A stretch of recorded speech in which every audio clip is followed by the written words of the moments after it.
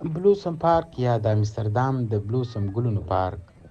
بلوسم پارک یو ښکلی او طبیعي پارک دی چې د هالند په پایتخت امستردام کې موقعیت لري. دا پارک د چیري بلاسم یا ساکورا ونو له امله ځانګړی شهرت لري. هر کال زرګونه خلک د پسرلي په موسم کې دې پارک ته ورځي ترڅو د طبیعت ښکلا او د ګلونو ننداره وکړي. د پارک دننه شاوخوا 400 د چیري بلاسم ونې شته چې د جاپان له لوري د هالند خلکو ته د دوستۍ د نښې په توګه ورکړل شوي دي.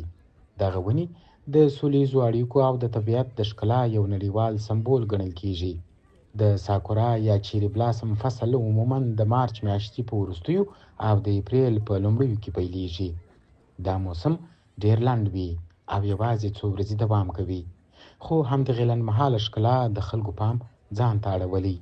خلک له مختلفو ښارونو څخه راځي ترڅو انځورونه واخلي او د طبیعت له دې ښایست څخه خوند واخلي. د ساکورا ګلونه د جاپان کلتور یوه مهمه برخه ده. جاپانیان دا فصل د هانامي تر نامه لاندې لمانځي چې معنا یې ده د ګلونو ننداره.